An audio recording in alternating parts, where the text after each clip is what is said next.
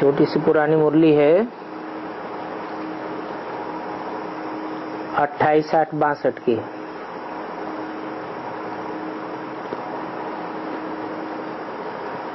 Record चला है मरना तेरी गली में, जीना तेरी गली में। बच्चे जानते हैं कि अब हमारा मरजीवा जन्म है, अर्थात हम जीते जी इस पुरानी दुनिया से मर गए। कहा भी जाता है आप मुए मर गई दुनिया। हम जीते जी मर करके फिर उस श्रीमत पर चलते हैं। बच्चों को समझाया गया है कि ये तुम्हारा प्रवृत्ति मार्ग है। भारत में प्रवृत्ति मार्ग था जो अब कलयुग के अंत में अपवित्र प्रवृत्ति मार्ग बन गया है और इसको फिर पवित्र प्रवृत्ति मार्ग बनना है।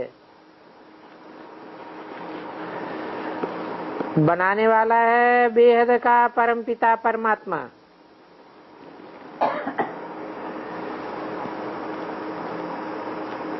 और वो प्रवृत्ति मार्ग होता ही सतयुग में है।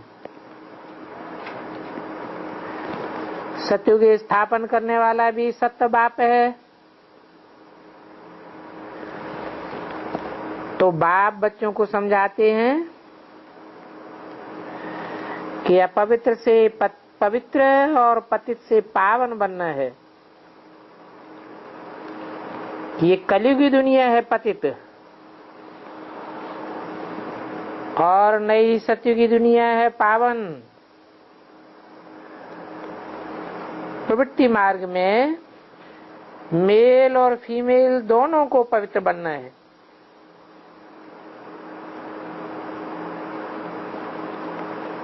ये सिर्फ संगम युग पर ही हो सकता है कि मेल और फीमेल दोनों ही पवित्र बने, क्योंकि अभी हम पवित्र प्रवृत्ति मार्ग की दुनिया के मालिक बनते हैं। संन्यास धर्म को तो 1500 वर्ष हुए।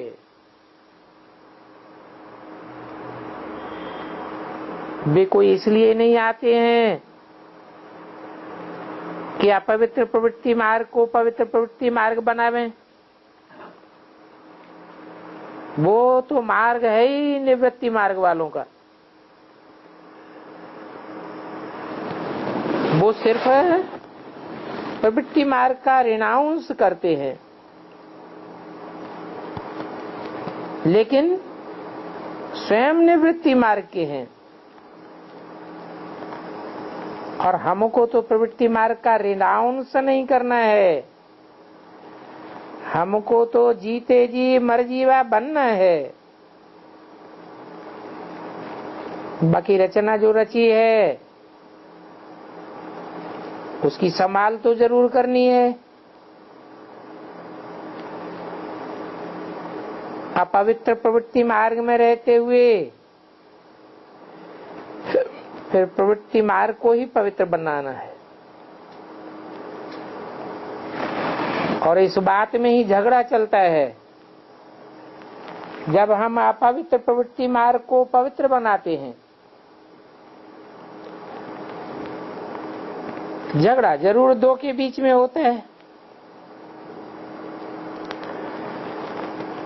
वो सन्यासी लोग रेनाउंस करके जाते हैं,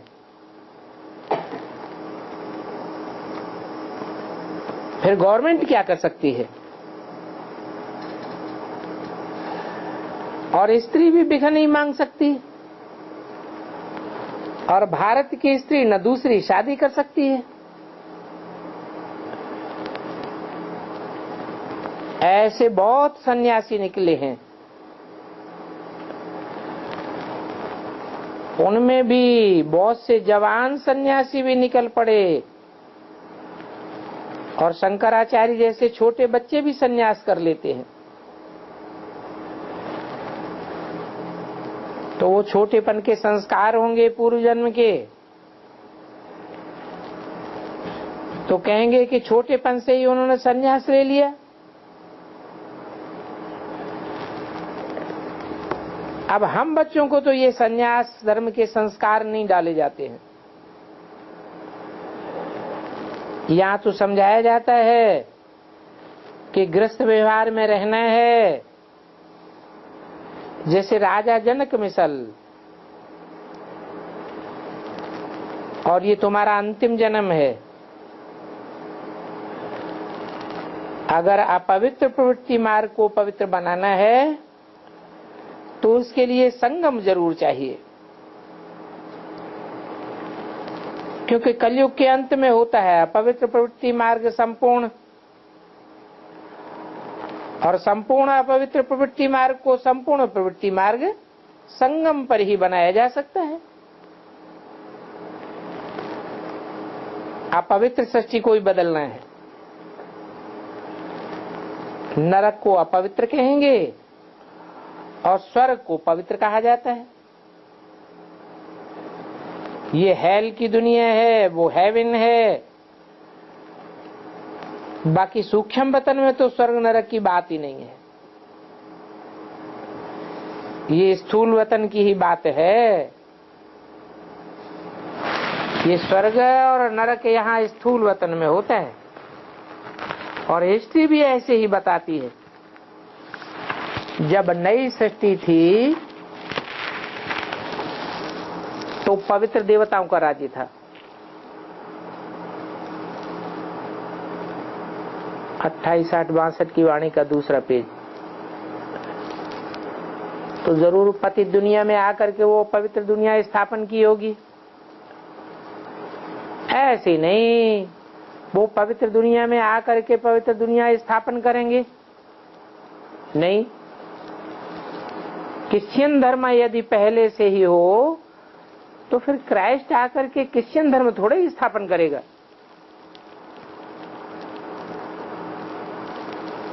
तो वो पवित्र सृष्टि थी, यथा राजा तथा प्रजा।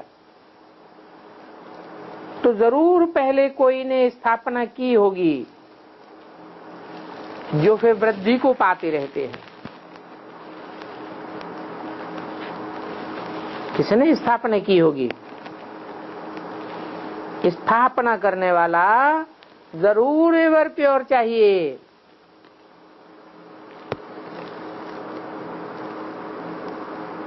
जो बाद में धीरे धीरे वृद्धि को पाता रहे। विस्तार होता है तो सार थोड़ा थोड़ा निकलता जाता है। तो पहले है 108 की माला, तो समझना चाहिए पहले पहले अवश्य 108 राजाएं होते हैं जो अच्छी रीति परीक्षा में पास होते हैं। और होते भी कौन से युग में हैं? जरूर संगम युग में हुए होंगे, परीक्षा पास की होगी। राजाओं की वृद्धि भी होती है, क्योंकि सतयुग त्रेता दोनों में मिला करके प्रिंस प्रिंसेस 108 तो नहीं हो सकते। त्रेता के अंत तक फिर उनकी माला 16,108 दिखलाते हैं।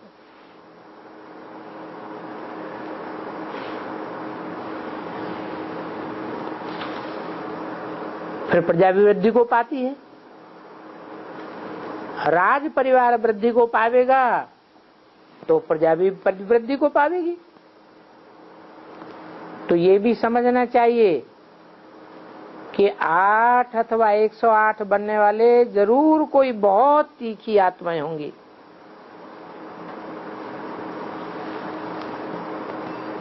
जो पक्के राजयोगी बनते हैं। अपने पास देखो जो गुप्त गोपिकाएं हैं वो बहुत हैं, जो माला में आने वाली हैं, घर बैठे भी ज्ञान में उछलती रहते हैं। और गुप्त रहते हुए भी बहुतों को ज्ञान देते रहते हैं। तो बाप समझाते हैं ये पवित्र प्रवृत्ति मार्ग संगम युग पर स्थापन होता है। वो रजोगुणी निवृत्ति मार्ग का संन्यास है, वो अलग है। तुम्हारा है सतो प्रधान संन्यास। तुम कोई को दुख थोड़ी देते हो। सात्विकता में दुख कहां से आया? उनका जो संन्यास है उनसे मनुष्य स्वर्ग के सुख नहीं ले सकते। ये दुनिया तो कलयुग अंत तक चलनी ही है और इस धर्म को तो सतो रजो तमो से पास होना ही है। तो ये समझाना चाहिए कि ये है प्रवृत्ति राजयोग और दुनिया में मनुष्य जो भी योग लगाते हैं वो सब अपवित्र हैं। क्यों? क्योंकि वो दैहिक योग हैं। देह 5 तामसी तत्वों से बनी हुई है, तो उनके योग भी अपवित्र हो गए। कोई समझते हैं मैं राजा हूं, तो जरूर उनका बुद्धि योग राजाई के साथ होगा। कोई का बुद्धि योग काठ ही से होगा तो उनको वो सीखेगा। तो हर एक बात में योग रहता है। मोची होता है तो अवश्य वो चमड़े से योग लगावेगा। मोची भी हुनर सिखलाते हैं तो उनका मोच का योग हो गया ना। चमड़े को मोड़ देते हैं ना। ये फिर हमारा है परमपिता परमात्मा के साथ योग, जिससे हम राजयोग सीखते हैं। ये मन बुद्धि का योग है और सबसे ऊंचा योग है उन सन्यासियों का है कर्म इंद्रियों का योग। कर्मेंद्रियां ऊंची या मन ऊंचा?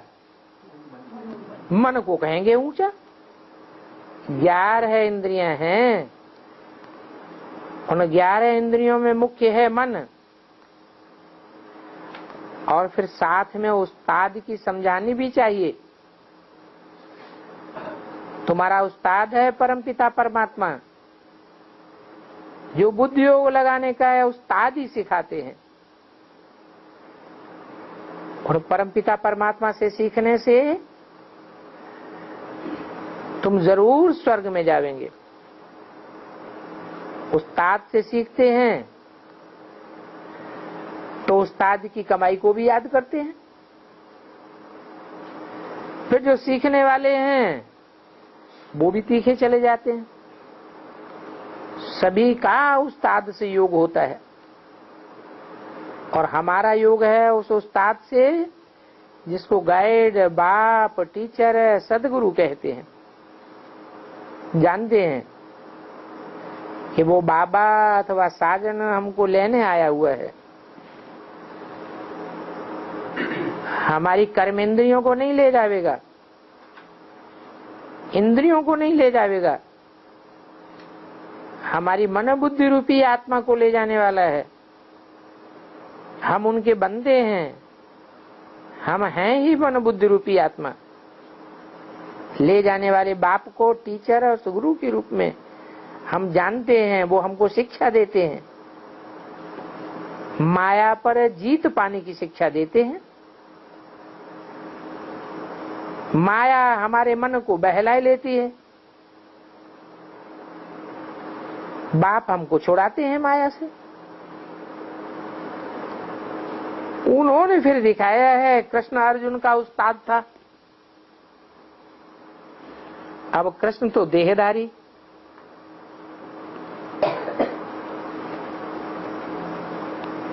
वो पुरुषार्थ का अर्जन करने वाली आत्मा का उस्ताद कैसे हो सकता? कहते हैं कृष्ण युद्ध के मैदान में अर्जुन को इशारा देते थे, परंतु यहाँ तो वो हिंसा के युद्ध की बात ही नहीं है। यहाँ तो कहते हैं मन मना भव, मेरे में मन लगाओ, माया से बुद्धियों को तोड़ दो, मुझे याद करो, क्योंकि अब तुमको मेरे पास आना है। फिर कहेंगे धारणा करो, जो कुछ तुमने मन मना भव अर्थात मेरे में योग लगाया है, उसकी फिर प्रैक्टिकल जीवन में धारणा करो। अर्थात जो कुछ भी करो कर्म इंद्रियों से मेरे लिए यजन करो, उसको कहते हैं मध्याजी भव। तो ये समझने की बातें हैं। पहले है मन मना भव, बाद में है मध्याजी भव। इसमें बहुत कुछ लिखने करने का काम ही नहीं है। ये तो लिखते हैं कि जो सर्विस करने वाले हैं उन्हों को ताजा माल भेज दें,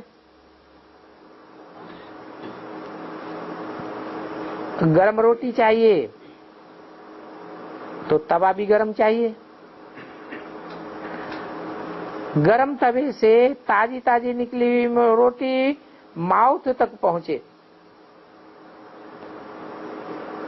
तो यहाँ है सन्मुख सुनने वाली बात।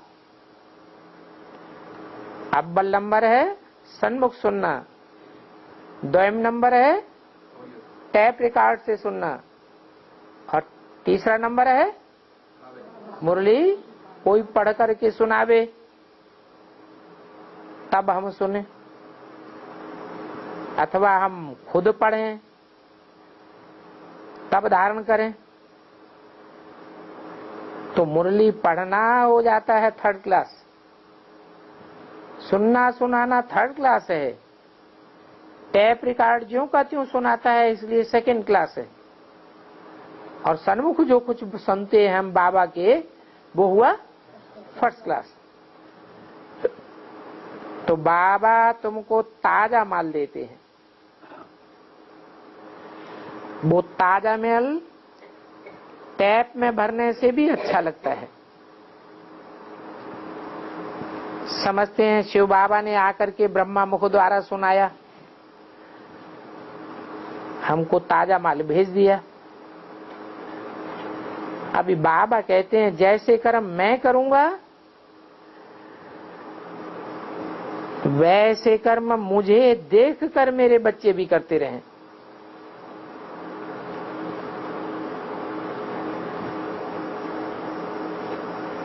वो तो भक्तों को भी संभालते रहते हैं। कौन? भगवान। और भक्तों को फल भी देते हैं भक्ति का। क्या फल देते हैं? भक्ति का फल देते हैं, ज्ञान। तो हमको ज्ञान से फल देते हैं, और एक जन्म का फल नहीं देते हैं, 21 जन्म भविष्य सुख का फल देते हैं। वो तो दाता है। भक्ति मार्ग में उन्हों को राजी करते आए हैं 63 जन्म। इस समय भी उनको हम राजी करते हैं। उनको राजी करने के लिए हम कितना दौड़म दौड़ करते हैं। इंद्रियों से भी दौड़म दौड़ करते हैं, ईश्वरीय सेवा के लिए दौड़म दौड़ करते हैं ना, और मन बुद्धि की भी दौड़म दौड़ करते हैं। भक्ति मार्ग में तो तुमको अल्पकाल का सुख देते आए हैं। साक्षात्कार हुआ, अल्पकाल के लिए खुशी मिल गई। कोई 21 जन्म के लिए स्वर्ग थोड़े मिल जाता है। जिनको साक्षात्कार होता है वो कहेंगे कि नवदा भक्ति करते हैं तो साक्षात्कार हो जाता है, जरूर भक्ति में तीखे होंगे। तो साक्षात्कार करा करके अल्पकाल का फल दे देते हैं ताकि वो थोड़े समय के लिए खुश हो जावे। और तुमने तो शुरू से भक्ति की है। तुमने माने किसने है? जो सन्मुख बैठने वाले हैं वो कितने होंगे जिन्होंने शुरू से भक्ति की है? शुरू माने द्वापर युग से ही।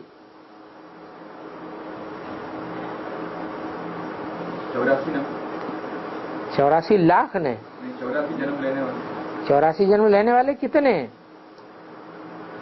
वो तो 9 लाख भी होते हैं, परंतु 9 लाख तो सन्मुख नहीं सुनते है। 4.5 लाख सन्मुख सुनते भी हैं, लेकिन उनमें 4.5 लाख प्रवेश करके उनकी इंद्रियों से सुनते हैं सन्मुख, अपनी इंद्रियों से सन्मुख नहीं सुनते। तो असली प्राप्ति करने वाले कितने हुए? 4.5 लाख। वो अल्पकाल का सुख नहीं लेते, वो 84 जन्मों का भी सुख लेते हैं।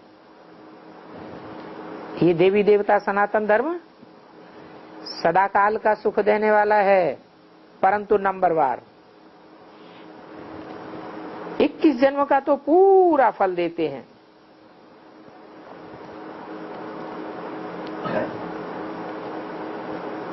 तो बताओ, जो फल देने वाला है, झोली भरने वाला है, वो कोई है ना? कोई है ना? क्या मतलब? ब्रह्मा बाबा ने तो शरीर छोड़ दिया, वो तो गया। अब झोली कौन भरने वाला? एक निराकार है झोली भरने वाला, परंतु साकार तो जरूर चाहिए। 2 बिगर तो काम चल न सके। एक द्वारा हो तो भक्ति चल भी नहीं सकती है, और भक्ति भी तो जरूर दूसरे की जाती है, दूसरे की याद दिल में रखनी पड़ती है।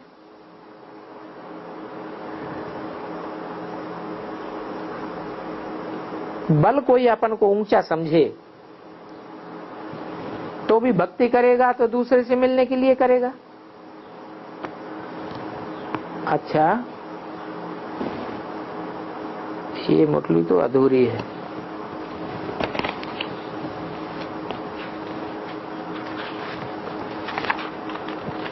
अगली एक और मुरली है, पुरानी मुरली है 30, 8, 62 की। रिकॉर्ड चला है चलो चले माँ। सभी सेंटर्स के ब्राह्मण कुलभूषण नूरे रत्नों ने ये गीत सुना। बच्चों को क्या करना चाहिए? जिनका भाषण नहीं चलता है तो ऐसे ऐसे गीत सुने, फिर उन गीतों का अर्थ करना चाहिए। कुछ न कुछ मेहनत तो करनी पड़े, मेहनत बगैर ऊंच पद कैसे मिलेगा? स्वर्ग जिसको हेवन कहते हैं उसको तो सभी याद करते हैं। तो ये गीत किस तरफ का इशारा कर रहे हैं? चलो चले माँ सपनों के गांव में। वो कौन सा सपनों का गांव है? ये स्वर्ग के सपने तुम अभी देखते हो। इस समय वो माँ जगदम्बा यहाँ चेतन में है और वहां उनके जड़ चित्र हैं। और ये बात भी तो सब मानते हैं कि पुनर्जन्म भी सभी लेते हैं। ये मम्मा बाबा भी पुनर्जन्म लेते हैं। जो भी ऊंचे से ऊंचे हो गए हैं वो सब पुनर्जन्म लेते लेते इस समय तमो प्रधान बन गए। ये कांटों की दुनिया है, तब तो कहते हैं माँ अभी चलो जहाँ कोई गम ना हो, कोई दुख ना हो। तो ये सब बातें जगदम्बा अभी सुन रही है। वो जगदम्बा भी पुनर्जन्म लेते लेते अब अंतिम जन्म में है, मनुष्य 84 जन्म लेते हैं तो जरूर पुनर्जन्म भी सिद्ध होता है, कर्म भी सिद्ध करते हैं। ऐसे कब कोई कह न सके पुनर्जन्म होता नहीं है। लिखा हुआ भी 84 का चक्र, वो लोग 84 लाख कह देते हैं और हम 84 का चक्र कहते हैं। तो बच्चे चाहते हैं अब माँ चलो, क्योंकि ये जगदम्बा है, सारे जगत के मनुष्य इनको माँ कहते हैं। प्रैक्टिकल में अब वो जगदम्बा है जिनके लिए ही गीत है।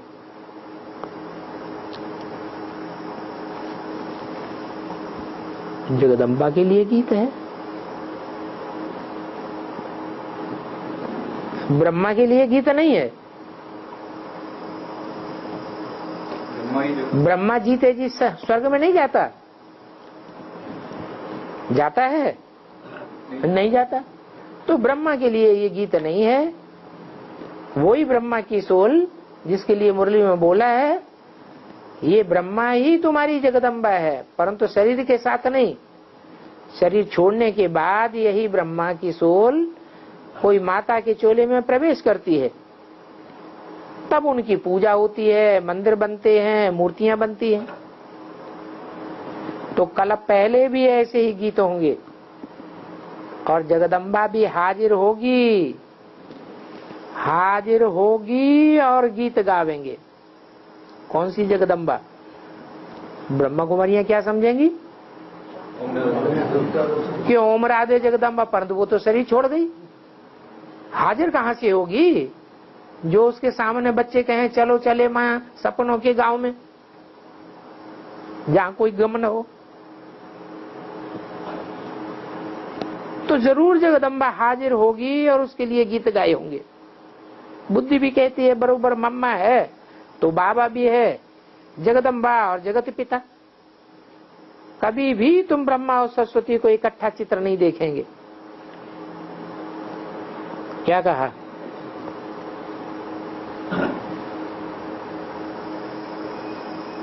दिलवाड़ा मंदिर में भी जगदम्बा का चित्र अलग रखा है और कोठरी में वो जगदम्बा पर्दे नशीन होकर के बैठी है। कहाँ की यादगार? पर्दा नशीन। कैसे? अभी भी अव्यक्तवाणी में बोला तुम्हारी अम्मा जगदम्बा कहाँ है? घूंघट में है, पर्दे के अंदर है। आदिदेव तो बाहर है। बाहर है माने देखने में आता है, और जगदम्बा घूंघट में है। ब्रह्मा सरस्वती की जोड़ी कभी दिखाते नहीं है। लक्ष्मी नारायण को जोड़ी में बिठा सकते हैं, ब्रह्मा सरस्वती को नहीं बिठाते हैं, क्योंकि ये है मुखवंशावली,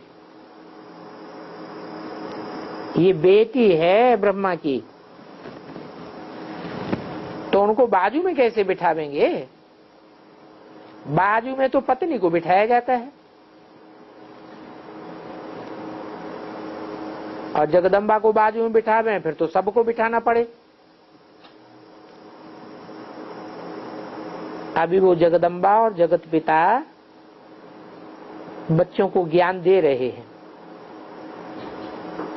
माता है तो पिता भी है, परंतु ये माता पिता वंडरफुल माता पिता हैं। यहाँ बेटी को ही माता कहा जाता है। शास्त्र में भी है ब्रह्मा की बेटी सरस्वती।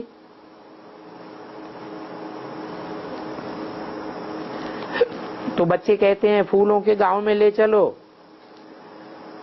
और गांव तो जरूर मनुष्यों के लिए ही होंगे। इस सारी सृष्टि में मुख्य तो मनुष्य ही है ना। तो तुम जानते हो बरोबर प्रैक्टिकल में जगदम्बा है।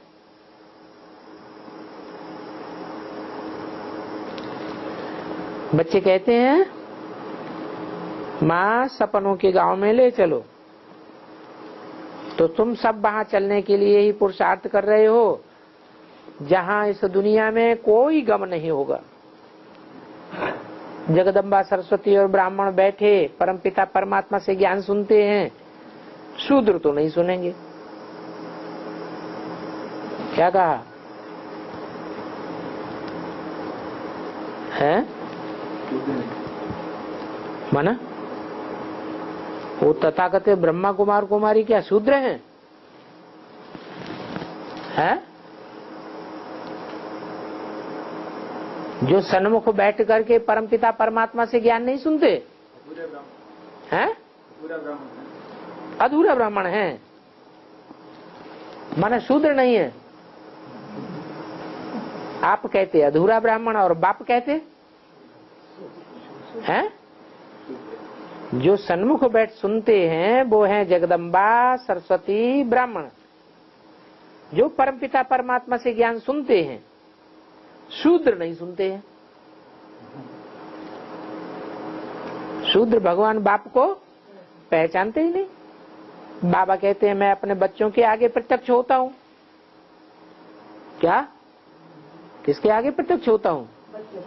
अपने बच्चों के आगे। अपने माने अपने क्यों कहा? नहीं, अपनापन जाहिर होता है कि वो ज्ञान सूर्य है और किन बच्चों के सामने प्रत्यक्ष होता है? सूर्यवंशी बच्चों के ही सामने प्रत्यक्ष होता है, चाहे चंद्रवंशी हो, चाहे इस्लाम वंशी हो, चाहे बौद्ध वंशी हो, क्रिश्चियन वंशी हो, या उनको अपना बाप मानने वाले हो, उनके सामने प्रत्यक्ष नहीं होता है। बाबा कहते हैं मैं अपने बच्चों के सामने ही आऊंगा। ये तो बच्चे वो ही हैं जो कल पहले मेरे साथ मिले थे। क्या? जिनके स्वभाव संस्कार मेरे साथ नहीं मिलते हैं, वो मेरे सन्मुख बैठते भी नहीं। मैं सन्मुख होकर ज्ञान सुनाता था। तुम ही गोपी गोपिकाएं आगे थे, गोपी वल्लभ तो मैं हूं ना। क्या कहा? मैं सन्मुख होकर ज्ञान सुनाता था और तुम ही गोपी गोपिकाएं मेरे आगे थे। प्रैक्टिकल में कब की बात बताई? यज्ञ के आदि की बात बताई, जब तक प्रजापिता जीवित था। जब चला गया उस समय की बात नहीं है। तो गोपी वल्लभ तो मैं हूं ना, फिर इनसे गोपियों के आगे प्रत्यक्ष हुआ हूं। बच्चे ही पहचान लेते हैं मैं हूं निराकार, इसलिए मुझे पहचानना भी जरा कठिन है। वैसे तो शरीर के नाम रूप की पहचान दी जाती है। यहाँ तो बाप खुद आकर समझाते हैं, क्योंकि मनुष्य बहुत मुझे हुए हैं। कब कहते हैं भागीरथ में आए, कब कहते हैं नंदीगढ़ में आए, है? एक में आए या दो में आए? गण कब कहा जाएगा? जब एक से ज्यादा हो तो गण कहा जाए, नंदी गण कहा जाए। तो दो बैल में तो नहीं आता हूं मैं, तो मुकर्रर रूप से एक में ही प्रवेश करता हूं। तो भागीरथ में आए या नंदीगढ़ में आए? भाग्यशाली रथ में आता हूं। कब आता हूं? वो फिर कह देते हैं सब में है। तो मैं सब में नहीं आता हूं। दुनिया का जो सबसे जास्ती भाग्यशाली मनुष्य है, मैं उसमें आता हूं। सबसे भाग्यशाली क्यों कहा? हाँ? गली गली की खाक छानता फिरे उसे भाग्यशाली कहेंगे? फिर क्यों कहा भाग्यशाली? है? हाँ, विश्व का मालिक बनते हैं तो उनको भाग्यशाली कहा जाएगा। क्योंकि दुनिया में तो और कोई हिटलर, नेपोलियन, मुसोलिनी कोई भी विश्व का मालिक बन नहीं कहा। सिर्फ महत्वाकांक्षा तो की, लेकिन कोई विश्व का मालिक बन नहीं सके। तो भागीरथ नाम मशहूर है, तो रथ तो जरूर चाहिए, और रथ भी जरूर अलग चाहिए।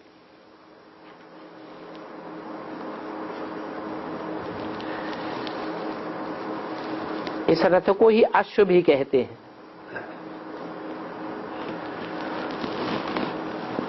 मुसलमानों में अश्व का नाम सुना है तो उन्होंने घोड़ा दिखाई दिया है।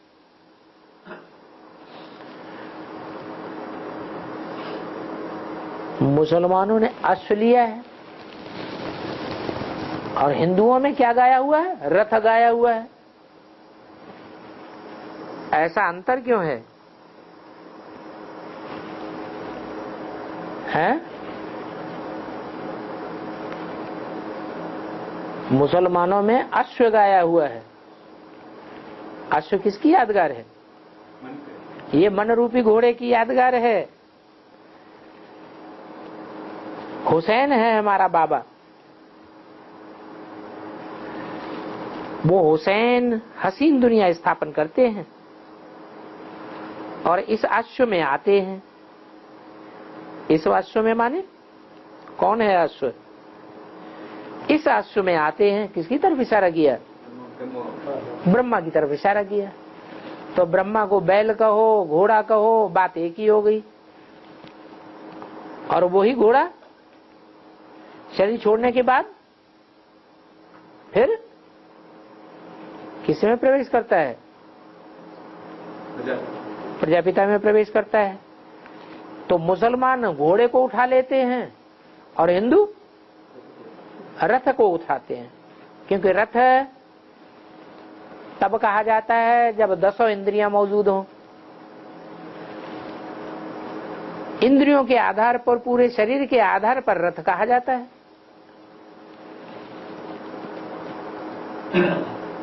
जो सब प्रकार के संबंध हैं वो मनुष्यों में जोड़े जाते हैं या जानवरों में जोड़े जाते हैं? मनुष्यों में जोड़े जाते हैं। तो मुसलमान लोग घोड़ा निकालते हैं,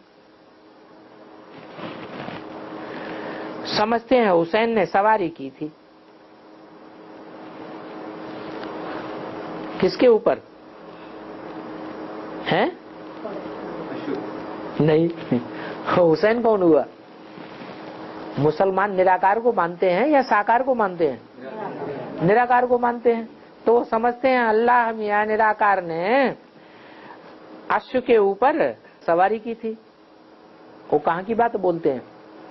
मुसलमान तो आकर के डायरेक्ट ज्ञान नहीं सुनेंगे, तो कहाँ की बात बोलते हैं? संगम में भी कौन सा समय ना, जब प्रजापिता शरीर छोड़ जाता है, यज्ञ छोड़ जाता है, उसके बाद यज्ञ किसके अंडर में चलता है? मुकर्रर रथ के अंडर में चलता है या घोड़े के अंडर में चलता है? घोड़े के अंडर में चलता है, इसलिए वो अश्व का नाम लेते हैं। हुसैन ने सवारी की अश्व के ऊपर। अब यहाँ लड़ाई आदि की तो कोई बात ही नहीं है। धर्म स्थापक जो भी होते हैं वो कोई भी आकर के लड़ाई करना नहीं सिखाते, वो लड़ाई आदि नहीं करते हैं। तो जब कोई भी धर्म पिता ने लड़ाई करना नहीं सिखाया तो ऊंचे से ऊंचे बाप कैसे हिंसक युद्ध करना सिखाएगा? हम धर्म स्थापन करते हैं ना, बहुत मीठी मीठी बातें बच्चों को समझाई जाती हैं। हर बात में सिद्ध होता है कि परमात्मा एक ही है। कोई दान पुण्य करते हैं तो भी कहा जाता है कृष्णार्पणम, श्री कृष्ण शरणम, ऐसे कहते हैं ना। अब बाप समझाते हैं इन दो का मिलन कैसे होता है। किन दो का मिलन?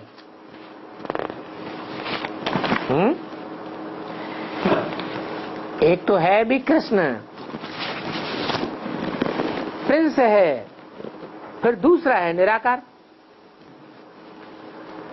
परमपिता परमात्मा। प्रिंस कृष्ण का नाम है और दूसरा फिर निराकार शिव है जो परमपिता है। अब दोनों इकट्ठे हो गए। बरोबर ज्ञान लेते लेते रात पूरी होती है और दिन में आकर के दिन में जाकर के भी कृष्ण बना। रात पूरी कब होती है? जब सूर्य उदय होता है तो रात पूरी होगी। महाशिवरात्रि घोर अंधकार की अंधियारी रात्रि पूरी होती है और फिर बाद में पहले तो जन्म दिखाते हैं शिव का, फिर बाद में दिखाते हैं कृष्ण का। कुछ घंटों की देरी लगती है। तो इसलिए मनुष्य मुझे हुए हैं, ईश्वर अर्पणाय या कृष्ण अर्पणाय कह देते हैं। न ईश्वर अर्पणाय की बात है न कृष्ण अर्पणाय की बात है। ये तो ईश्वर आकर के मुकर्रर रथ में प्रवेश करते हैं। वो निराकार, वो कृष्ण तो हो गया साकार। तो भगवान किसको कहा जाए? अब दोनों को तो भगवान नहीं कह सकते। वो निराकार, वो तो जन्म मरण में आता ही नहीं है। कृष्ण तो जन्म मरण में आता है। अब 84 जन्म भी कहते हैं, सब पुनर्जन्म जरूर लेंगे। पुनर्जन्म लेते लेते तमो प्रधान बुद्धि तक अवश्य आना है। कलाएं भी उतरती जाती हैं। पुनर्जन्म लेते लेते नीचे आते जाते हैं। सत्य के बाद चक्कर फिर करके अंत में कलयुग आना ही है। इस समय सब तमो प्रधान है। जो सतो प्रधान थे उनके ही मुख्य मंदिर तीर्थ आदि बने हुए हैं। तमो प्रधान के मंदिर तीर्थ आदि थोड़े ही बनते हैं। कोई नेता के मंदिर तीर्थ आदि बनते हैं क्या? उनको तो कहाँ बैठा देते हैं, कहाँ खड़ा कर देते हैं? चौराहे पर रास्ते में खड़ा कर देते हैं। मंदिर थोड़े ही बनाते हैं। तो अवश्य है उन सतो प्रधान देवताओं ने इतनी सर्विस की होगी परम पिता परमात्मा के साथ। मंदिर में उनको बहुत मान देते हैं, मान बिठाते हैं, मानते भी हैं। अब शिवाजी ने तो तलवार से काम लिया है। उन्होंने हिंसक युद्ध किया या अहिंसक युद्ध किया है? हिंसक युद्ध किया। तो उनका मंदिर बनाते हैं क्या कि चौराहे पे खड़ा कर देते हैं? जैसे और नेताओं को चौराहे पे खड़ा कर देते हैं वैसे शिवाजी को भी चौराहे पे खड़ा कर देते हैं, क्योंकि हिंसक हो गया ना। भगवान या कोई भी धर्मपिता आकर के हिंसक युद्ध करना नहीं सिखाते, न करते हैं। हिंसा करने वाले के लिए फिर चित्र आदि क्यों बनाते हैं? वे कोई रूहानी सर्विस करने वाले तो नहीं है। जिन चित्रों को महाराणा प्रताप का चित्र है, शिवाजी का चित्र है, उनको चित्र तो बनाते हैं, मूर्तियां बनाते हैं कि नहीं? उनके चित्र क्यों बनाते हैं? वो रूहानी सर्विस तो करते नहीं। रूहानी सर्विस भल नहीं करते, फिर कौन सी सर्विस करते हैं? जिस्मानी सेवा तो करते हैं। तो देखो, कोई की भी बुद्धि काम नहीं करती है कि हिंसक मनुष्यों के चित्र क्यों बनाते हैं। कहते भी अहिंसा सबसे अच्छी है, परंतु ये किसको पता नहीं है कि अहिंसा परमो धर्म किसको कहते हैं। परम धर्म कौन सा है, किसको कहते हैं? जो अहिंसा परम धर्म है वो कौन सा धर्म है? कोई की बुद्धि नहीं चलती कि हिंसा दो प्रकार की होती है। कौन कौन सी? एक काम कटारी की हिंसा और दूसरी स्थूल हिंसा। कोई हिंसा वाला परिते परे प्राचीन धर्म था, उनको अहिंसा परमो धर्म कहा जाता था। अभी धर्म को तो गवर्नमेंट भी नहीं मानती है। कह देते हैं, क्या कह देते हैं? धर्म निरपेक्ष, हमें कोई धर्म की अपेक्षा नहीं है। अहिंसा परमो धर्म, और कोई धर्म निकला ही नहीं है। देवताओं का यह अहिंसा परमो धर्म था। काम कटारी न चलाना, ऐसा कोई भी शास्त्रों में नहीं है। ऐसे कोई नहीं कहते हैं कि हम नग्न होने से बचाते हैं। अब द्रौपदी कोई एक तो नहीं थी, ये तो बाप आकर के सारी राजधानी स्थापन करते हैं। राजयोग सिखाने वाला बहुतों को पढ़ाते होंगे। मम्मा है ज्ञान ज्ञानेश्वरी। ज्ञान बगैर कोई भी फूलों के गांव में जा ही नहीं सकता। कांटे जब तक ज्ञानामृत न पीवे तब तक फूल नहीं बन सकते। अब ये गीत तो रेडियो में भी आता है, इसका अर्थ तुम जानते हो।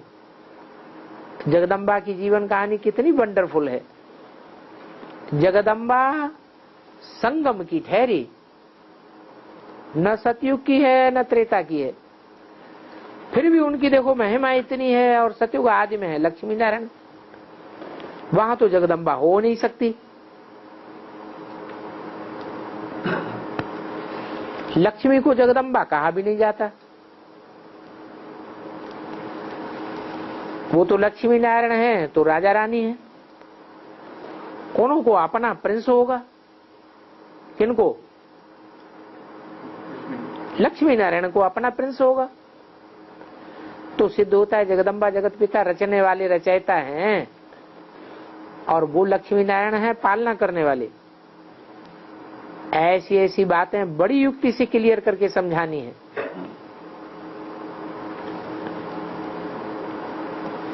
दुनिया को तो इन बातों का पता ही नहीं है कि जगदम्बा कब आई। बहुत जन्मों के अंत के जन्म में जगदम्बा है या सतयुग त्रेता द्वापर कलयुग में जगदम्बा है? क्यों सतयुग त्रेता द्वापर कलयुग में क्यों नहीं?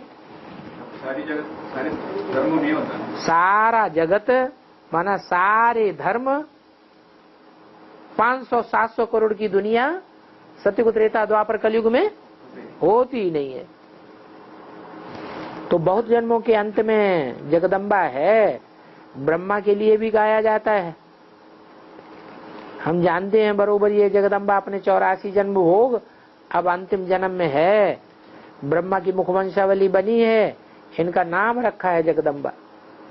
सन्यासियों को जगत पिता व जगत टीचर नहीं कहेंगे, उनको तो शास्त्र सुनाने वाले टीचर कह सकते हैं। गुरु तो सदगति दाता एक ही है। समझाया जाता है सत्य का संग तारे कुसंग बोरे। तो सारी दुनिया डूबती जा रही है कुसंग में, अभी तुम सत्य के संग में आए हो। सत्य का संग तुम्हारे लिए बिल्कुल क्लियर है। बाकी सब हैं कुसंगी, बाप के पास रहते हैं, टीचर के पास भी जाते हैं, बाकी तारने बोलने की बात गुरुओं पर जाती है। गुरु सदगति के लिए और वो फिर दुर्गति दे दे। जो भी कुसंग वाले हैं वे सब दुर्गति देते हैं। सदगति को वे जानते ही नहीं है, स्वर्ग नरक को जानते ही नहीं है। अपन तो जानते हैं, जगत पिता से लेकर के और सभी 84 जन्म लेते हैं, सबको तमो प्रधान में आना ही है। दुनिया इन बातों को नहीं जानती है। तुमको तो ये ज्ञान अभी मिलता है, पहले तो तुम भी अंधे थे, बाबा ने अभी सज्जा बनाया है। अभी जानते हैं श्री कृष्ण जगदम्बा ने 84 जन्म कैसे लिए।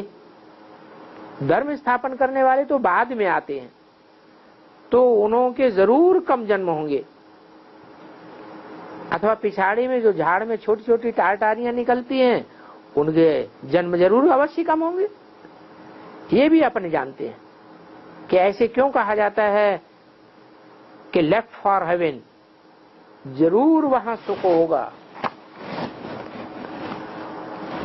उनको गाया ही जाता है सर्वगुण संपन्न 16 कला संपूर्ण संपूर्ण हिंसक मर्यादा पुरुषोत्तम। 30-62 की वाणी का 3रा पेज। जरूर वो देवताएं अच्छे हैं, तब तो हम उनको माथा टेकते हैं। यदि वे भी भगवान और हम भी भगवान तो फिर माथा क्यों टेकें? आत्मा सो परमात्मा झूठ कह देते हैं ना। मनुष्य 84 जन्म जरूर लेते हैं। कोई ऐसे थोड़े ही कहेंगे सूक्ष्म पतनवासी भी जन्म लेंगे, नहीं, वे जन्म नहीं ले सकते। तो बाबा का तो जरूर उनसे भी न्यारा होगा। ब्रह्मा विष्णु शंकर की भी जयंती मनाते हैं, त्रिमूर्ति ब्रह्मा विष्णु शंकर का चित्र भी देते हैं। वे जन्म मरण में कभी आते ही नहीं है।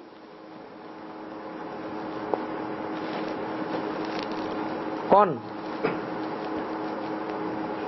ब्रह्मा विष्णु शंकर कभी भी जन्म मरण के चक्र में नहीं आते। इस समय हम कह सकते हैं कि इसने 84 जन्म पूरे लिए। किसने? ब्रह्मा ने। अब ये अंतिम जन्म है। इनका पहला जन्म है लक्ष्मी का और अंतिम जन्म ये है जगदम्बा का है। क्या कहा? हाँ?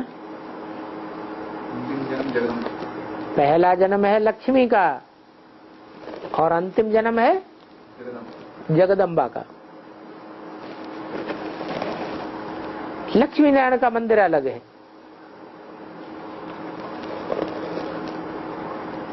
जगदम्बा का मंदिर अलग है और महालक्ष्मी की भी बात अलग है। देवताओं से तो कुछ न कुछ मांगते रहते हैं, परंतु देवताएं देते हैं अल्पकाल का सुख और संगम भी ब्राह्मण तो 21 जन्मों का सुख देते हैं। ब्राह्मण है ब्रह्मा की मुखवंशावली। नंबर 1 है सरस्वती, जिसको जगदम्बा कहा जाता है। जगदम्बा के मंदिर में भी जाकर के समझाना चाहिए कि ये आई कब। इनके 84 जन्मों का वृत्तांत तुम बतला सकते हो? 84 लाख जन्मों का तो कोई वृत्तांत कर ही नहीं सकता। हम 84 जन्म सिद्ध करके बतलाते हैं, फिर उनकी हिस्ट्री भी लिखनी पड़े। सतो प्रधान इतने जन्म, फिर सतो में इतने जन्म, रजो में इतने जन्म, तमो में इतने जन्म, बरोबर हम लिख देते हैं। दुनिया क्या जाने इन बातों को। अभी हम कृष्ण के मंदिर में जाकर कहेंगे ये तो सतयुग में था, अभी तो कलयुग में है, तो जरूर कृष्ण ने पुनर्जन्म लिया होगा। क्राइस्ट भी पुनर्जन्म लेते लेते इस समय बैगर है। सब बैगरी करते हैं। तो अब कहते हैं परमपिता परमात्मा आप हमें माया के दुखों से छुड़ाओ, दुखी होने से ही हम बैगरी करने लग पड़े। तुम्हारा बैगर नाम प्रसिद्ध है। इनका है? तुम्हारा किसको कहा है? सन्मुख बैठने वालों का नाम प्रसिद्ध है। सन्मुख बैठने वाले तो 4.5 लाख हैं। सबका नाम प्रसिद्ध है बैगर के रूप में है। शास्त्रों में प्रसिद्ध है full beggar to full prince. ये तो बाबा समझाते हैं, शास्त्रों में ये बात नहीं आई है। शास्त्रों में जो चित्र हैं और शास्त्रों में जो बातें आई हैं उनमें प्रसिद्ध है। बैगर कौन है? शंकर को बैगर के रूप में दिखाते हैं। उनको बोला है तुम्हारा नाम बैगर के रूप में प्रसिद्ध है, तुमको बैगर जरूर बनना पड़े। किनको? बैगर किसको कहें? जिसके पास घर तन भी लुंजुम पुंजुम, धन मान मर्तबा कुछ भी न हो, सब की मत पर तुम नहीं चलते हो। तुम सब कुछ दे दिया, उनका बन गए, फिर औरों की मत पर क्यों चलना है? बाप टीचर गुरु की मत तो मशहूर है। श्रीमत पर चलेंगे तो श्रेष्ठ से श्रेष्ठ बनेंगे। ये राजयोग है। कितनी अच्छी अच्छी बातें समझाई जाती हैं। तुम्हारी बातें जो सुनेंगे वो गदगद हो जाएंगे, बहुत उनको आनंद आवेगा। परंतु यहाँ से गए हैं और खलास हो जाता है। माया भी कोई कम नहीं है। कोई में तो थोड़ा बीज बोया जाता है, फिर कब न कब सलाह निकल आती है। ऐसे भी होता है। टाइम तो अवश्य चाहिए। जब तक ज्ञान की दवा हो रही है तो कोई भी निष्फल नहीं जाएगा, स्वर्ग में अवश्य आवेगा। बीज बोया हुआ होगा तो दुख के समय याद जरूर आवेगा। इसलिए ऐसे कभी नहीं समझना चाहिए हमने इतना ज्ञान सुनाया, कोई को बुद्धि में बैठा नहीं, कोई ध्यान नहीं दिया, हमारी कोई सुनता ही नहीं। तुमने जो सुनाया है, जो भी बीज डाला है, जब टाइम आवेगा तो उनको बहुत याद आवेगा। एक एक बात तुम्हारी बड़ी वंडरफुल है। कोई अच्छी रीति समझे तो संशय बुद्धि से निश्चयात्मक बुद्धि बन जाए, परंतु सर्विस करने वालों की बुद्धि में पॉइंट जरूर ठहरने चाहिए। अच्छा, ओम शांति।